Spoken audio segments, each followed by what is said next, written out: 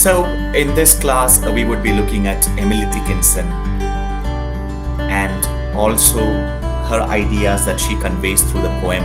I measure every grief I meet. I measure every grief I meet. So, quickly, we will look at who is Emily Dickinson and how he is connected with American literature. What are her main thrust when it comes to literature? Okay, there we are. Emily Dickinson. She was born in 1830 and died in the year 1886. Okay, 30 to 1886. So remember that particular time frame. I always say we need to remember this time period of any author, because a person who lived in that particular era of the history, that time period, whatever that has taken place in the society, politically, economically, socially, has affected that person. And those experiences can be seen as a reflection in the writings that they do in any literary pieces. So 1830 to 1886 is the lifespan of Emily Dickinson. One of the finest and most prolific of American poets. Prolific would mean a person who has written many writings, many literary works, and who is known for her writings. So one of the finest and most prolific of American poets, Emily Dickinson is credited with forging a distinct American poetic identity, and along with Walt Whitman, creating a uniquely American poetic voice. So along with Walt Whitman, Emily Dickinson too has an independent voice when it comes to American literature. For the most part of her life, she lived and wrote in near secrecy. Only 7 of her 1,700 poems were published during her lifetime. Imagine a life of a woman during those days when she was not able to publish her own works, and she had to do it in secrecy. So 1,700, that is 1,700 writings or poems of her. During her lifetime, only 7 were published. Okay, such a daring lady, and she took a stand for making her voice heard. It was not until 40 years after her death, so after 40 years of her death, that she was recognized as one of the most original of American poets, and in some ways, one of the most remarkable women poets. Her life was poor in incident, characterized instead by intellectual and imaginative intensities. Emily Dickinson was born in the village of Amherst, Massachusetts. She spent all her life in the village, rarely venturing out. I don't go from home unless emergency leads me by the hand. Just remember those words. She spent all her life in the village, rarely venturing out. Okay, I don't go from home unless emergency leads me by hand. So it's a kind of a lockdown period for her, though there was no lockdown. Such was her experience. Most of the time at home, and sometimes at the most she would go and roam around in the village for some emergency. Otherwise, she has not seen any other place. According to her, she once wrote, though she refused to become a member of the church, she remained deeply religious in her own way. So even to going to the church, she was not so keen on interest, but she was religious in her own way.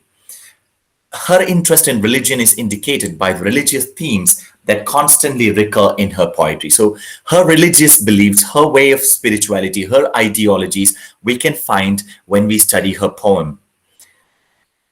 Unlike the precepts of the conventional Christian religion, her preference was for a vision of imminent heaven, the present natural sacrament, rather than for one remote to hold a faith very strongly reminiscent of immersion. So her idea sings with the immersion's idea, and she was very strong in her faith, and she was not just waiting for a heaven that is far too away and waiting for her death to come and go to heaven. No, she wanted a heaven every moment. So that kind of an idea of an instant or imminent heaven that she was looking for.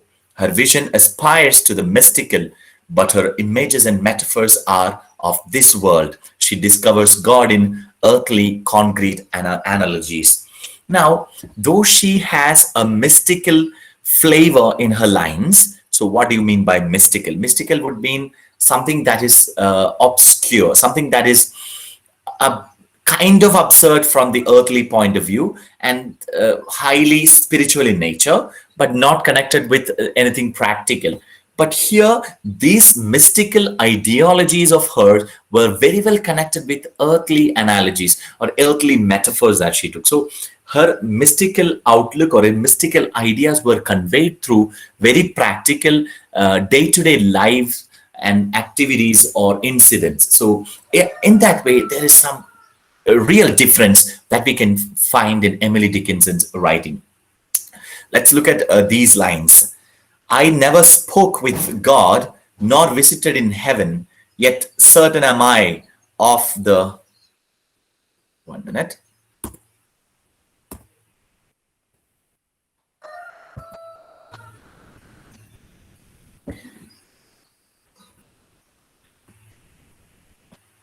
I never spoke with God, nor visited in heaven, yet certain am I of the spot as if the checks were given.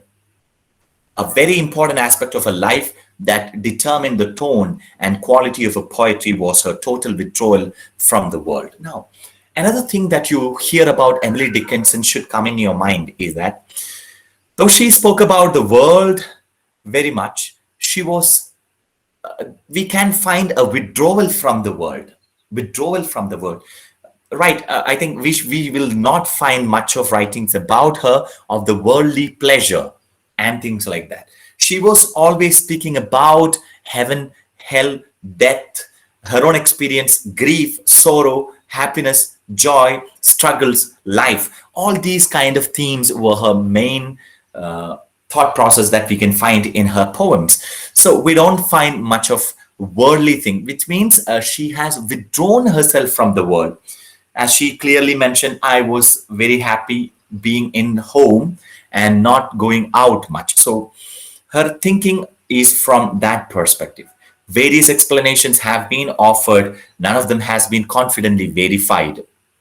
So the most popular of these explanations assumes a broken love affair. So why was she withdrawn from the world? So there are many explanations, but mostly popular, and that could be a popular assumption is that she had a broken love affair. She had a broken-hearted feeling of the love affair which did not work out, so she withdrew herself from the world. But it is an impossible hypothesis that the beloved whose departure she mourns in the poem, after poem, may not be a particular man but Christ. So we have this hypothesis that why she is withdrawn from the world, it could be because of the broken relationship that she had.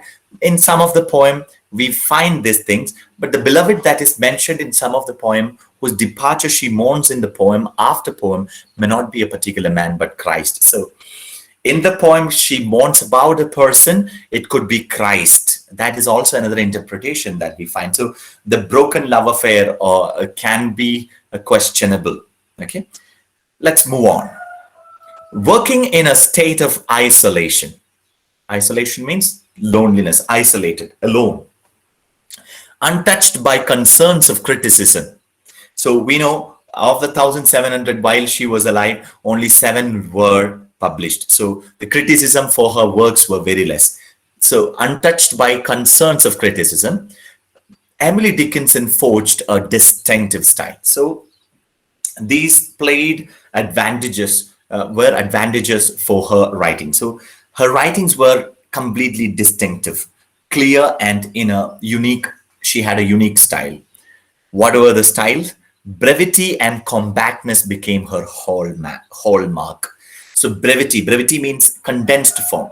It's not very elaborate. What she wants to say, she communicates with the given words, with very little words. Brevity, that's known as brevity. And compactness, again, condensed form.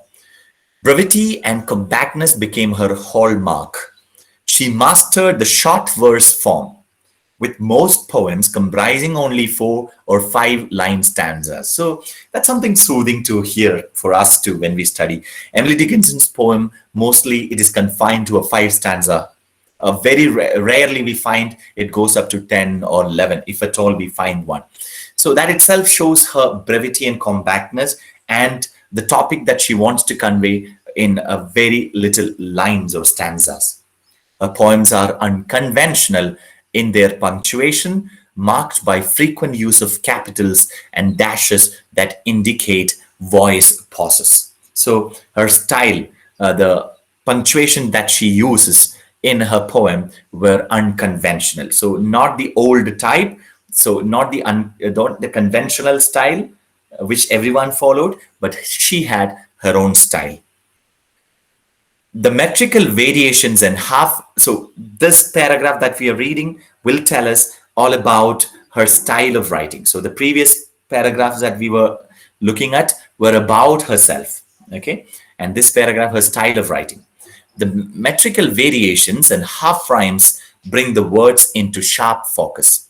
Her style achieves a remarkable fusion of sharp images, startling metaphors, and rich vocabulary. So, startling metaphors. Some of the metaphors, when we look at, we get stunned at the way she has used such metaphors. That's called startling metaphors and rich vocabulary. The vocabulary is not reinstating or reiterating the same words again and again, but she had a vast number of good words that she has used in her writing, making it simultaneously precise and connotative. Hers is a poetry of continual surprise, where metaphors turned to epigrams to combat dramas, a poetry where playfulness and passion merged and were sublimated in pure thought. So that is how Louis Untermeyer writes as a preface to modern American poetry, where in which Emily Dickinson is mentioned. So that paragraph will tell us all about Emily Dickinson, a woman American poet, and her writing style. Top notch. Let's move on. This paragraph is an introduction to the poem that we are going to study, I Measure Every Grief I Meet. Guys, are you there with me? Hello? Can you hear me? Or Yes, am I sir. battling all alone here? Yes, sir. Are you following me? Okay. Hope you're listening to me. Okay, good. Thank you. Let's look at the introduction to I Measure Every Grief I Meet. In the poem, I Measure Every Grief I Meet, the need to measure the intensity of her grief in terms of a community grievers become the speaker's essential tool in helping her to understand, accept her own grief. So what does the first sentence tell? The need to measure the intensity of her grief in terms of a community of grievers become the speaker's essential tool in helping her to understand and accept her own griefs. Now, we find she has an amount of grief that she has to face, and she is comparing her grief in her life, her sorrow, her sadness. Grief would mean sorrow and sadness that she has to face in her life. So she has a kind of, let's call it a measure, amount of grief that she has to face. Now she is looking at a community of people who are suffering, a community of grievers who are crying over certain things in their lives, looking at them and measuring their griefs. How much are they suffering? Is my grief the biggest, or their grief is the biggest? So she is making a comparison. So when she does this comparison, she is able to understand her own grief and the intensity of it. Sometimes she would feel that her grief is very small comparing to the grief of the community of grievers or the others' griefs. Sometimes she might compare her grief with Jesus Christ, a person who has undergone excruciating persecution and torture. So he would compare his grief with Jesus Christ's grief or sufferings. Then she would understand the intensity and the trivial grief that she has. So that is what we find. The phrase narrow probing eyes. So in the poem, in the first stanza itself, we find narrow probing eyes. Probing means observant, in search, in search. When you keep our eyes curious and half closed, looking intensely, we are observing something, we are curious about learning something new, etc. Here we find narrow probing eyes suggests that it is a concentrated, careful measurement of grief and a desperate one. So she is focused on the grief and she is very concentrated and desperately searching for in order to understand or measure her own grief. The speaker only refers to her own pain directly only in a few places. So when we look at this poem, we find only only very, very few places we find speaker speaks about her own pain and her own struggles. For the most part, her grief is made clear to the reader through the things she wonders about the other grievers and that she watches. So directly she conveys her own grief only very few places in the poem, but whereas indirectly she conveys her own grief by presenting the griefs of the others or the sadness and the sorrow and the struggles of the other.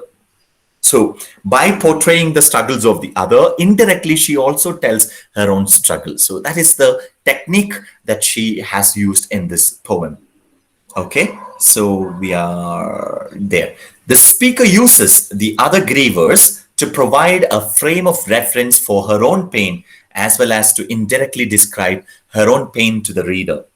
The question that she asks of others' grief reflect on her own. So if she questions all about the others' grief, whether they are able to suffer, whether they are able to overcome these struggles, will the sufferings, will it go until the end of their life, etc. These questions that she's asking on behalf of the other persons who are sufferings, it is not the other person's suffering, but her own suffering. Interestingly, when I hear about this particular explanation style of Emily Dickinson, I remember about a particular psychological tantrum that we use. You are also psychology students, right? So have you heard about a term called projectionism? Projectionism. Anybody, please respond. Have you heard about the term called projectionism? Do you know what projectionism is? Okay, I'm not getting any answer, which means you might not be knowing what projectionism is. So if projectionism is nothing but we try to project our own feelings on others. So if we see a person whom you do not like, we might get angry and we might want that person to do something. So we might tell, that person is like that and that person is doing these things. So we are just trying to project our own feelings on that person and try to interpret. That's called projectionism. So here we find a tinge of projectionism in Emily Dickinson because she wanted to get answers for her own sufferings. She wanted to get a clarity about her own life that she is undergoing and the pain and struggles that she is facing every day. So she does not want to share that clearly to the audience just directly, but she uses others' pain. But it is just a mask that she is portraying in front of us, but telling about their problem, actually what she is telling is all about her struggles and all about her questions, what she wanted to get an answer, etc. So that is what we find. The questions that she asks for of others' grief reflect on her own. The comfort of being part of a community is offered to all grievers. The concluding reference to Calvary, there is a spelling mistake, it's not cavalry. The concluding reference to Calvary, the place where Christ was crucified after being made to bear a heavy cross himself, suggests that there is a divine purpose behind suffering and that the act of bearing grief is a spiritual duty which ultimately leads to divine bliss. So when she concludes with the Calvary and Jesus Christ, she gives a spiritual connotation. What do you mean by connotation? Special meaning is known as connotation. C-O-N-N-O-T-A-T-I-O-N. N-O-T-A-T-I-O-N. So connotation is a word that you can remember. So a special meaning is given. That is the spiritual meaning of suffering. Let me just tell you this. When we speak about the spiritual aspect of sufferings, who likes to suffer? Who likes to suffer? Nobody. None of us like to suffer. No, none of us are interested in suffering. But in life, we have sufferings that we have to face because it is an up and down that we face in life. One of the religions, Christianity, let me introduce Christianity to you, wherein Christianity would tell us sufferings is part and parcel of life, but sufferings are the ones that would help you to purify you of your struggles. And if you are suffering in your life, and if you offer this suffering to the sufferings of Jesus Christ, then you will be getting the strength to suffer. So they give a spiritual connotation to the suffering. But whereas most of the other religion would say suffering is not that we are looking for, but in Christianity and in Catholicism, we find saints. Who are the saints? We have the first Indian saint in Christianity or in Catholicism is Saint Alfonso. Now, you know what? This Saint Alfonso, you can Google it and see who is Saint Alfonso. Saint Alfonso was a sister, a nun in particular congregation. She was living her life. And what was she doing? She used to pray. She used to take the sufferings of others. If somebody is suffering, she would ask the Lord to give those sufferings to her. And she used to take the sufferings of others. When we look at it from the worldly point of view, we would think, sir, what? Was she mad? We will try to run away from the sufferings. And was she praying and asking our Lord to give all the sufferings of others to her? So, whatever you wonder, even if you look at it as a mad thing, but you know what? She is a saint now. Yeah, a Pope has declared her as the first Indian saint, Saint Alfonso. So she is a person who told, in suffering we find sanctity. In suffering we find sanctity. So it's something completely, a teaching that is completely against that of the earth. So when we read this Emily Dickinson's poem, and I measure grief when I meet, and towards the end we find the spiritualization of the suffering, we can see a connection of how Saint Alfonso, who became a saint by taking up suffering and praying for others, etc.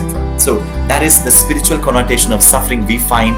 It's not only Alfonso, there are many other saints who became saint or who lived a life on this earth, having suffered all these things, but being considered or declared as a saint. Now, the spiritual connotation aspect of it is what I conveyed. So with this introduction, we have a little more of clarity of Emily Dickinson, her lifestyle, her way of looking at things, and an introduction to this poem will help us. This introduction to this poem will help us to know the poem a little more better.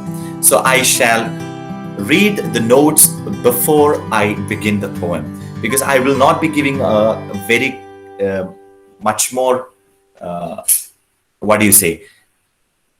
more explanation, because I had completed explaining this before. So if you want me to explain more, you can ask me, then we will do it later. Okay, let's look at the notes. Is the screen visible to you guys? Please respond to me. Yes, sir. Yeah, thank you. Very well. Notes, death. Now, when she speaks about death is something different, not the normal idea of death. Let's look at what the notes tell us.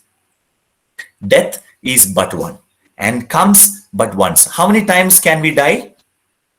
So what question, sir?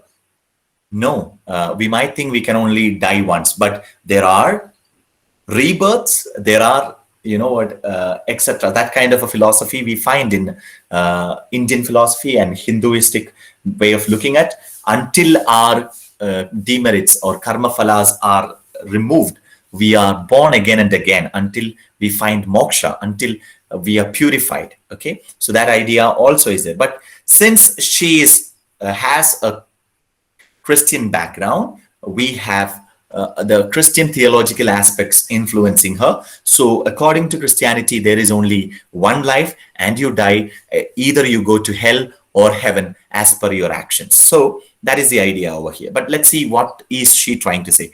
Death is but one, and comes but once, and only nails the eyes. So, it is that line, in a way, is trying to undermine the seriousness of death, or not the seriousness, undermines the fears aspect of death.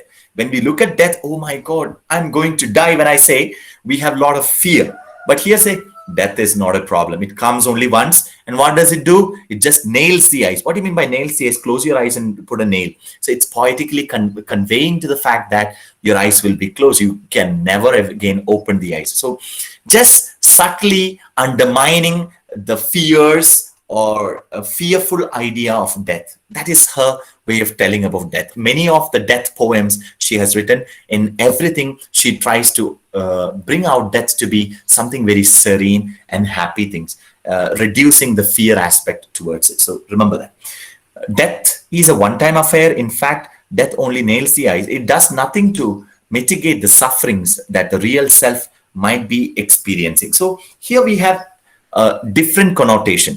So when we say death only nails the eye, what she, from the context of suffering, what she is conveying is that though your eyes will be closed, even after your death, your sufferings will be there.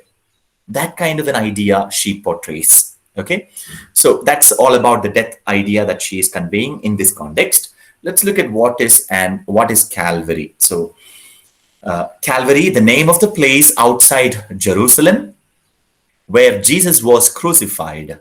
Its exact location is uncertain. Here, the reference could be to suggest the difficulty of guessing the kind and fashion. It is not fashions of the cross, it's supposed to be passion of the cross. In other words, pain and suffering do not stem from the same cause. There is the various cause. Okay, so Calvary, it's a connotation, a spiritual connotation that she wanted to give as she is a Christian. So that is what you need to remember now. Let us also just read the questions so that when we read the poem, recite the poem, and learn about it, we can focus on the questions, answers hidden in the poem. How does the poem attempt to universalize grief? So universalize means something that every person's undergo, every part of the world. Even if you are in Germany, Italy, America, Africa, Uganda, Lakshadweep, or any corner of the world, if you are undergoing grief, if I am undergoing grief, then it is a universal factor. So how does she make this universal? How does she universalize the idea of grief is one of the things that we need to probe into while we learn the poem. Another one is, in I measure every grief I meet, the speaker examines the nature of human suffering, discusses. So how does she examines the human suffering? How does she examine the human suffering is another thing that we find. Okay, let's quickly read or recite the poem. Please pay attention. This might give you more insight and more reflection. Please feel free to express those later on. I measure every grief I meet.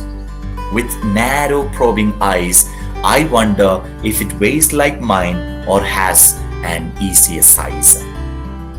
I wonder if they bore it long or did it just begin?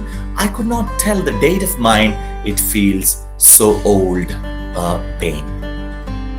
I wonder if it hurts to live and if they have to try, and whether could they choose between it would not be or to die.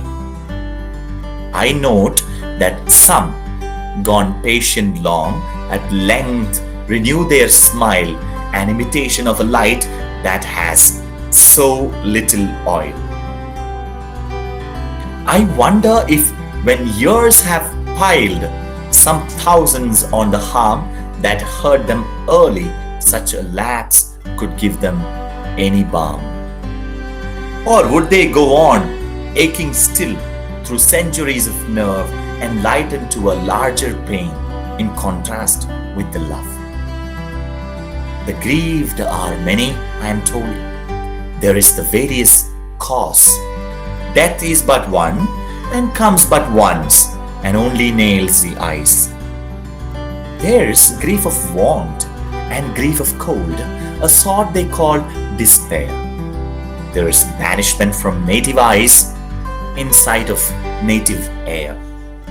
And though I may not guess the kind correctly, yet to me a piercing comfort it affords in passing Calvary. To note the fashions of the cross and how they are mostly worn, still fascinated to presume that some are likely like my own. Okay, that's the first, not the first read, we have read it several times. That is the poem, I measure every grief I meet. Right? So, since the time is more or less up, I shall not explain it today. We shall do the explanation once again quickly in the next class. And I would ask you for any doubts that you have for clarification. And then we will see the next poem in the next class after we have finished this. Okay, guys. So I thought you have understood this particular poem in a nutshell. And I want you to tell me what you have got to convey, or whatever that you have grasped from this class of mine. So you could just that put it in the chat so that I could know what you have understood. And I want all of you to write down your reflections, the random thoughts that came into your mind when you heard about this poem, about Emily Dickinson, and when we had a read of a poem. So that would really prepare us for analyzing the poem in the next class.